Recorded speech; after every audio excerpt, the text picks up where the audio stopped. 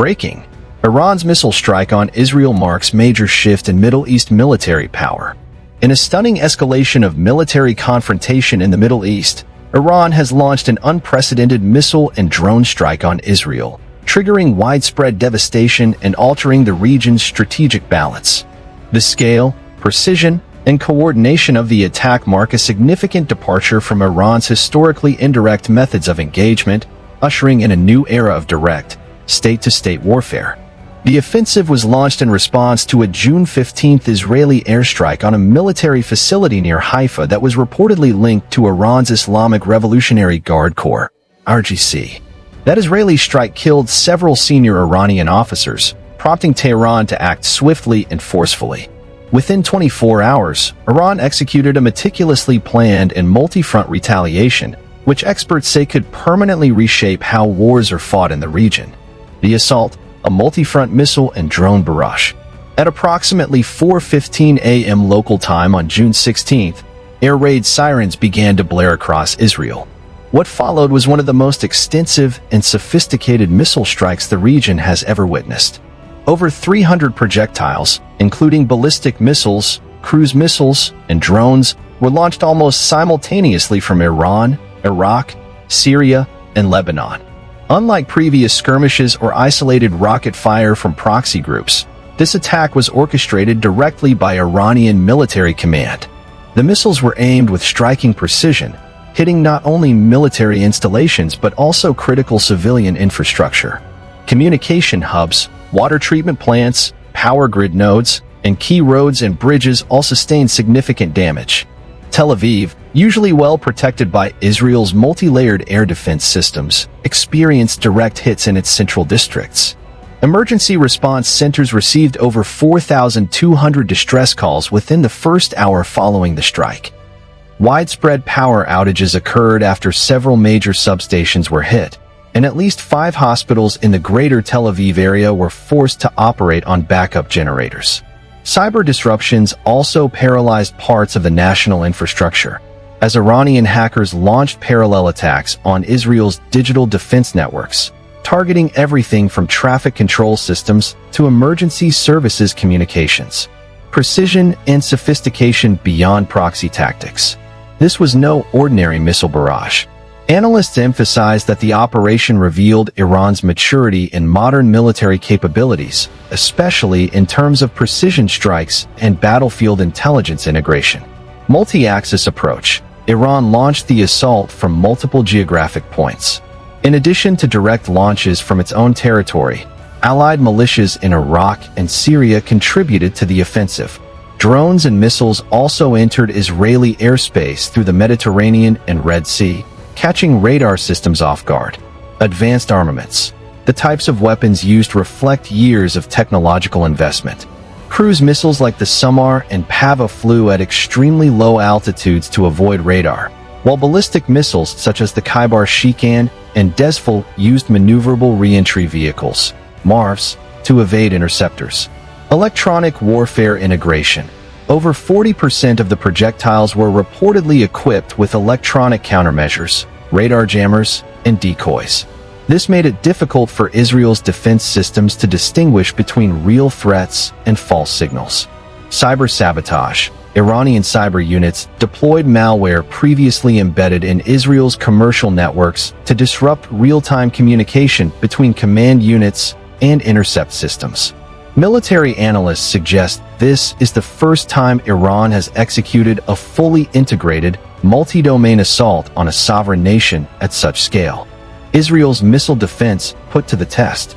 Israel's air defense systems, long considered among the most effective in the world, were overwhelmed by the sheer volume and complexity of the attack.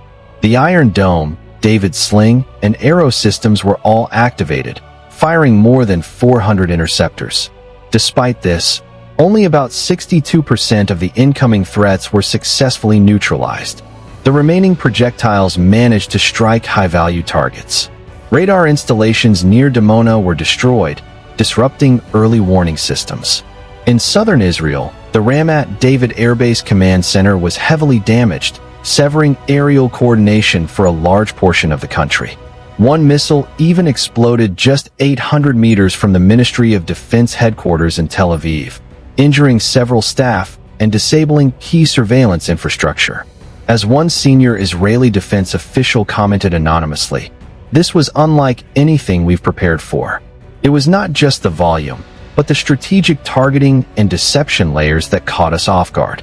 Iran's strategic shift from proxies to direct confrontation.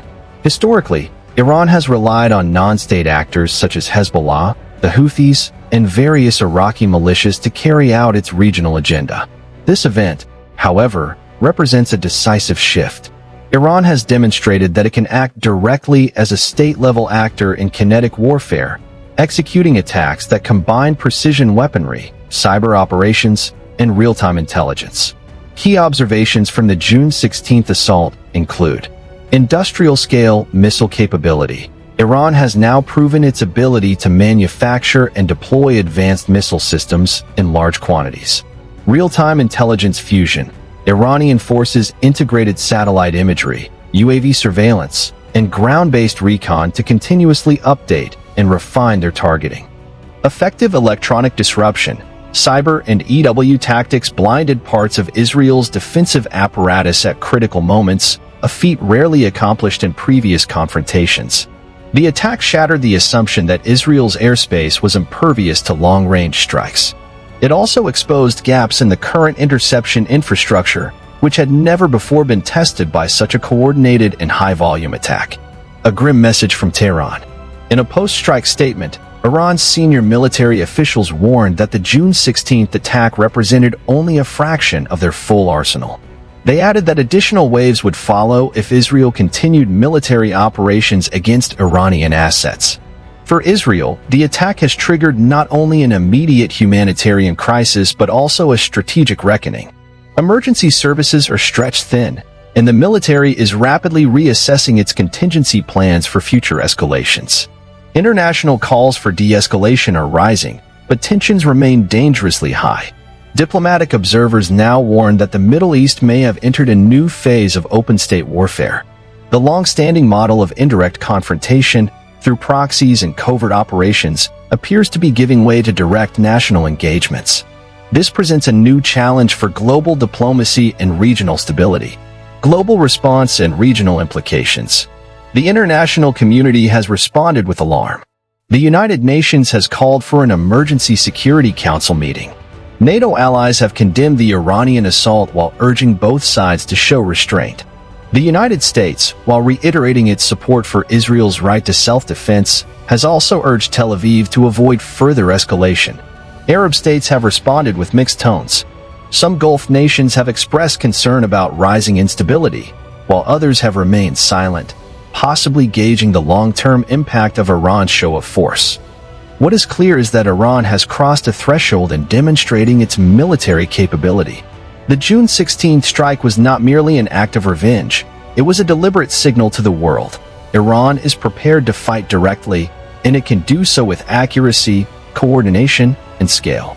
As the region braces for what comes next, one reality is inescapable. Missile warfare has evolved, and the Middle East may never return to the old rules of engagement. Missiles are no longer symbols of deterrence. They are now weapons of precision dominance. And Israel has learned this lesson at a heavy price.